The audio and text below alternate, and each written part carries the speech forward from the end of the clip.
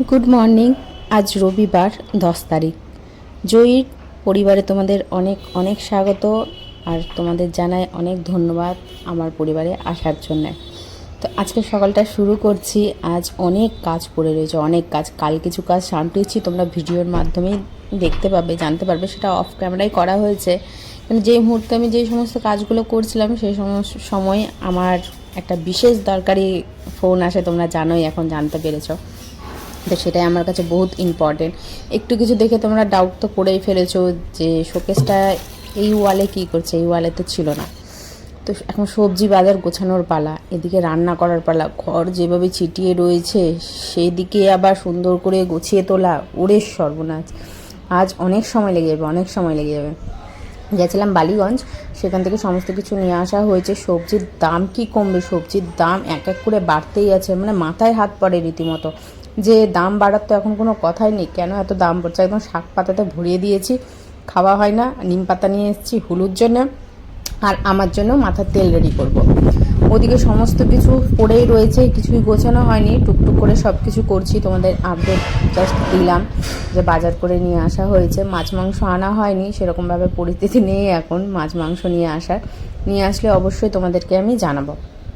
তো অবশ্যই দেখতেই পাও আমার ছোটোখাটো সব কিছুই। হ্যাঁ, ব্যক্তিগত কিছু অনেক কিছু আছে যা শেয়ার করি না, আমি করতে চাই না, যেহেতু এটা বুঝতেই পারছো হাসি খুশির পরিবার নিয়ে আমি তুলে ধরেছি। মজা, কখনো খুনসুটি, যেটা সব পরিবারেই হয়ে থাকে। তো এই তো সেইগুলোই আমি আনতে চাইছি। কেন, কোনো দরকার নেই। যত কাদা, মানে জলে মাটি ঘুলবো তত কাদা, বুঝতেই পারছো তো, কোনো দরকার নেই। আর হেয়ার বেলটা ব্যবহার করেছি আমি, না একটু চুলটাও কেমন কেমন লাগছে। দেখা যাক, যাওয়ার তো কথা আছে, আমি জানি না যেতে পারবো কি না। কোথায়? পার্লার। একটু চুলটার ফিনিশিং দিতে হবে, আইব্রো করতে হবে। আইব্রোটা দেখবে প্লাক করলে অনেক মুখ না দেখবে দেখতে সুন্দর লাগে, যেটা হয়ে এসছে। যারা করে না তাদের ব্যাপারটা আলাদা, কিন্তু যারা করে এসে দেখবে মুখটা তাতেই অনেক পরিবর্তন লাগে। তো একটু হেয়ার কাটটাও করার ইচ্ছে আছে, দেখা যাক কী হয়। আজ তো রবিবার, আর সময়ের একটা ব্যাপার আছে, মানে আমাকে যে নিয়ে যাবে তার সময়ের একটা ব্যাপার আছে। আর আমি কেন যেতে চাইছি না একা, সেটারও কারণ আছে। টুকিটাকি কিছু নেওয়ারও থাকে, তো ভাবি যে একবারে বেরিয়ে একবার আমি আবার যাব, আবার বাড়ি আসবো, আবার যদি ও ফট করে বলে যে হঠাৎ করে যে হ্যাঁ রেডি হও, তো সেটার জন্যেই। তো এখন সমস্ত কিছু গুছিয়ে নিচ্ছি। ডাঁটা শাক দেখেছো, ডাঁটার শাকগুলো খুব সুন্দর হয়ে রয়েছে। এদিকে লাউয়ের ডোকা, এখানে না মিষ্টি কুমড়ার ডোকাটা না পাওয়া যায় না, পাই না, আমি কখনো দেখিনি। আমার 3 বছর হলো কলকাতায় থাকা, আমি কুমড়োর ডোকা দেখতে পাইনি, মিষ্টি কুমড়োর ডোকা। লাউয়ের ডোকা প্রচুর অ্যাভেলেবেল, ডাঁটা লাউয়ের ডোকা এখানে খুব মানুষরা দেখি যে খায়। তো যাই হোক, হয় না কিছু জিনিস দেখে করতে করতে তোমাদেরও অভ্যাস, মানে আমারও অভ্যাস একটা, যেটা হয় দেখে করতে করতে। এখন যা হয়েছে ইউটিউবে, এখন সব কিছুই তো রান্নার মাধ্যমে নতুন নতুন পদ্ধতি সব কিছু সবাই এখন ব্যবহার, মানে চেষ্টা করছে সেইভাবে খাবার। মাদের রান্না যেগুলো রয়েছে আগে থেকে সেগুলো তো রয়েছে, কিন্তু তার বাইরেও বাইরের যেগুলো রান্না রয়েছে, জাস্ট মশলা ছাড়াই, যা আদা কুচি রসুন কুচি একটু জাস্ট সস ভিনিগার এই সমস্ত দিয়ে যে রান্নাগুলো, তো সেটাই বলা। তোমাদের সাথে কোনো একদিন আমার কলকাতায় আসার যে অভিজ্ঞতা, প্রথম দিন বা কটার দিন কিভাবে গেছে আমি না শেয়ার করব। হ্যাঁ, তোমরা যদি জানতে চাও তো অবশ্যই বলবো। মানে একটা অদ্ভুতভাবে গেছে আমার কলকাতায় অভিজ্ঞতা। তখন তো দীপ কোম্পানির কাজে যেত, সে সকালে বেরিয়ে যেত 10টায়, আর ও বাড়ি আসতো সে রাত্রি 9টা 10টায়। আবার কোনো সময় যদি বন্ধ হয়ে যেত সব, তো চলেও আসতো 8:30টার মধ্যে। যদি কোথাও যাওয়ার থাকতো, মানে বাইরে, আমি তো সেই মুহূর্তে একা, আমি বাজার বেরোতাম না, বাইরে বেরোতাম না। ও, এতে আমি কেন বলছি, আমি তো কোনো একটা ব্লগে অবশ্যই জানাবো বলেছি, তাই না? ডিপ রোস্ট করা হয়েছিল। তো এই যে জল দেখছি যে বক্সটা টানাতে একদম প্রচুর জল জমে আছে, আর নিচের ধারটা দেখো জম পড়ে গেছে। তা তো ভেজলিন দিয়েছিলাম, বুনু একদিন দেখায় বললো দিদি ভেজলিন দিয়ে অনেক ঠিক হয়ে যাবে। হ্যাঁ, ভেজলিন দেওয়াতে অনেকটাই ঠিক হয়েছে। তো ভেজলিন এই মুহূর্তে নেই, নালে না দেওয়া যেত, আরও ঠিক হয়ে যেত। আর এগুলো তো রং করা, একটা প্লাস্টিকের প্রলেপের রং করা না, এই হবে। এখন যেমন এক কালারের যে সমস্ত ফ্রিজগুলো বেরিয়েছে খুব সুন্দর, ওগুলো তো দেখো সচরাচর এগুলো খারাপ হবে না, জম পড়বে না, রং উঠবে না। টুকিটাকি করে গোছানো হয়েছে, তোমাদেরকে দেখানো হচ্ছে। কাজও করছি, ঘরের কাজ পড়ে রয়েছে, অনেক কিছু পড়ে রয়েছে। আজ আবার জোরকে নিম পাতা দিয়ে পুরো শরীরে মাখাবো। এদিকে তো হয়েছে মেশানো সবজি করবো বলে সেই সবজিও বানানো হয়েছে। এই যে এখন ধুতে হবে। শাক কিছু মানে শাক বলতে কি ওই মিশানো সবজিতে একটু পাতা দেবো, তাহলে বেশ ভালো লাগবে খেতে। আর এদিকে পাস্তা করা হয়েছিল, দুটো বাটিতে নিয়ে নিচ্ছি, একটা আমার জন্য আর একটা দীপের জন্য। খেয়ে নেবো, খেয়ে নিয়ে কাজ করব, কেন সকাল থেকে সে একভাবে কাজ করে যাচ্ছি তো মানে কেমন যেন একটা লাগছে শরীরে, মাথাটাও কেমন কেমন করছে। একটু খেয়ে বসলে আবার ঠিকঠাক হয়ে যাবে। যেদিন কাজ থাকে তো দেখবে একভাবে কাজ হতেই থাকে, মানে বন্ধ হয় না। আর যখন থাকে না তো সময় পার করতে পারবে না, শুধু ঘুম পাবে। ঘুমাতে না চাইলেও তোমার ঘুমাতে হবে, কিন্তু সময় পার হচ্ছে না। তো কী করবে, আর ঘুমটাই দরকার। তো ঘুমিয়ে পড়ি, সময়টা পার হয়ে যাবে। আর রাতে হয়ে যায় যত সব ঝামেলা। তো আমার মতো কার কার এমন অবস্থা হয় অবশ্যই কমেন্ট করে জানিও। এদিকে সমস্ত কিছু ধুয়ে নিয়ে বাপরে বাপ, এখন আবার রান্নাও বসাতে হবে। এই একটা বড় কি বলো তো, রান্না করতে করতে যদি সবজি বানানো হয় সময়টা কি কম যায়, না বানিয়ে নিয়ে রান্না করলে সময় কম যায়, কোনটা? আমার যেটা বলছি, রান্না করতে করতে যদি কিছু বানানো হয়, ধরো একদিকে রান্না বসিয়েছো, আবার একটা সবজি কাটছো, ওটা নামিয়ে ওটাতে বসে, আমার মনে হয় ওটাতে সময়টা একটু কমই যায়। কেননা তুমি যেই সময়টা রান্নার জোগাড়ের পেছনে লাগাচ্ছ, তোমার গ্যাস বন্ধ থাকছে, সেখানে যদি তুমি একটা সবজি বসিয়ে দাও বা ভাত বসিয়ে দাও, তো সেখানে তো কমতে থাকে না, ওটা হতেও থাকে, তোমার এদিকে সবজি বানানোও হয়ে যায়। বা মাছ বলো মাংস বলো, সেটা তৈরি করতে হয় তোমাকে, তারপরে তো বসাবে, তো সেটাও বসানো হয়ে যায় একটা নেমে গিয়ে, কে জানে।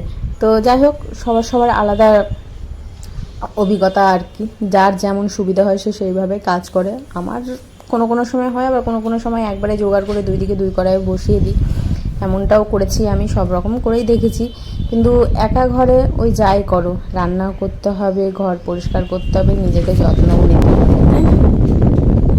তো তোমরা যে শোকেসটা দেখতে পেলে, কাপড় দিয়ে ঢাকা আছে, আমার কাপড় রাখা আছে, আর উপরে একটা কালারিং প্লাস্টিক দিয়েছি, ওটা দীপকেই করতে বলেছিলাম, ও বসে করে দিয়েছিল, একটু সময় লেগেছিলো, উপরটা খোলাও হয়েছিল।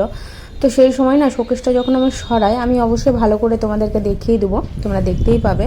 ভেবেছিলাম শোকেসটা ঠিক করব, কিন্তু শোকেসটা যখন এদিকে করা হলো, ভালো করে তো আমি মুছলাম, বেশ ভালোই নোংরা পড়েছিল, দেখে মনে হয়নি, কিন্তু ওয়াইপস দিয়ে যখন মুছলাম তখন ওয়াইপস মানে সাদা রং দেখা যায়নি, পুরো কালো দেখা গেছে, পুরো কালো। তো দেখলাম একটার পর একটা ওয়াইপস নষ্ট হয়ে যাচ্ছে, না পারতে একটা কাপড় ভিজিয়ে আমি কাপড়টা দিয়ে মুছলাম। একটু আমি ভিমবার নিয়েছিলাম, দিয়ে এত সুন্দর পরিষ্কার হয়েছে। কিন্তু পরিষ্কারের মাঝে একটা কিছু জিনিস লক্ষ্য করলাম, সেটা হলো জায়গায় রং উঠে গেছে। এই শোকেসটা রঙের উপর রং করে দিয়েছে, আমার শোকেসটা চেঞ্জ হয়ে গেছে। আমি যখন শোকেস দিয়েছিলাম রং করতে, আমি এই রংটাই করতে দিয়েছিলাম শোকেস। আমার শোকেসটা এর থেকেও আরও বড় ছিল, আমার মা আমাকে দিয়েছিল, কোনো কারণবশত শোকেসটা মানে কাজগুলো তোমার নষ্ট হয়ে গেছিলো, আর রংটাও মানে আগেকার যে উড কালারের মানে কাঠ কালারের যে রংটা হয় না, সেই রংটা ছিল। তো কোথাও না কোথাও গিয়ে আমার রংটা পছন্দ হয়নি। তাহলাম যে এখন অনেক রকম সিস্টেম মানে অনেক রকম কালার বেরিয়ে গেছে, সেই সময় না চেরি কালার খুব চলছিল। তো চেরি কালারটা সবার ঘরে দেখে দেখে এমন হয়ে গেছিলো, আমার পছন্দ হয়নি। তো আমি যেন একটু আলাদা রকম কালার, যার ঘরে নেই, কোথাও দেখা যায়নি এই ধরনের কালার, তো যেই কালারটা দেখতে পাচ্ছ আমি সেই কালারটাই করেছি। কিন্তু যেহেতু কিছু কারণবশত মানে আমার শোকেসটা নিতে একটু লেট হয়েছিল, 1 মাস লেট হয়েছিল, আমাকে তারা 1.5 মাস সময় দিয়েছিল। তার মধ্যে আমি 1 মাস আমি গিয়ে বলে এসেছিলাম আমার এখানে একটু সমস্যা, মানে যে সমস্যাটা ছিল সেই সমস্যাটা আমি বলে এসেছিলাম। তো বললো ঠিক আছে। তো আমি যখন শোকেসটা নিয়ে আসি, শোকেসটা দেখা মাত্রই আমি তো প্রথমত চমকিয়ে গেছি। আমি বললাম এই শোকেসটা আমার নয়, কালার আমার হতে পারে, শোকেস আমার নয়। শোকেস পুরো হালকা হয়ে গেছে, আর শোকেসের সাইজ যেটা সেটা ছোট হয়ে গেছে। বলছে এটা আপনারই, আপনি যেমনভাবে বলেছিলেন সেইভাবে করার জন্য, হ্যাঁ রং যেটা করতে বলেছি সেটাই করা হয়েছে, কিন্তু শোকেসটা আমার নয়, এটা আমার শোকেস নয়। তো কিছু করার নেই, একটা ড্রেসিং টেবিলও ছিল, তো সেই ড্রেসিং টেবিলের রঙটা ওটা আলাদাভাবে করা হয়েছিল। একই রং করতে গিয়েও কোথাও না আটকিয়ে গেছিলাম আমি। তো দেখছি যে একই রং হলে না দেখতে কেমন লাগবে না লাগবে, তো ড্রেসিং টেবিলের রঙটা একটু অন্য করা হয়েছিল, আর এই রঙটা এটা করা হয়েছে। হ্যাঁ, তো যাই হোক, তর্ক করলাম না, জিনিসটা আমার দরকার। এবার রঙটা যখন আমি দেখি তখনই আমি লোকটিকে বলেছিলাম রঙটা যে করা হয়েছে, রঙটা এরকম মোটা মোটা হয়ে আছে কেন। তো তখন লোকটা বললো যে এমনটাই হবে, এমনটাই হবে, তার কিছু বলার নেই। তো ড্রেসিং টেবিলের আমি কাচের দোকানে গিয়ে কাচ নিয়ে এসে কাচ লাগিয়ে আমি শোকেস আর ড্রেসিং টেবিল বাড়ি নিয়ে আসি। এবার এই রঙগুলো যখন উঠছে আস্তে আস্তে, যেহেতু রঙের উপর রঙ থাকলে তো একটা মোটা আস্তরণ পড়ে যায় না, ও তো ঠিকঠাকভাবে বসে না, যেহেতু রঙের উপরে রঙ করা থাকে। তো সেটাই হয়েছে, রঙের উপর রঙ করাতে কি হচ্ছে, আমার এই জিনিসগুলো রঙগুলো নিজে নিজেই চটে যাচ্ছে। আমরা কোনো কিছুই করিনি, মানে আমি কোনো কিছুই করিনি, ও নিজে নিজেই না উঠে যাচ্ছে। আর বেশ কিছু বেশি জায়গাতেই জমও পড়ে গেছে। তো দেখলাম যে এটা ঠিক করে লাভ নেই।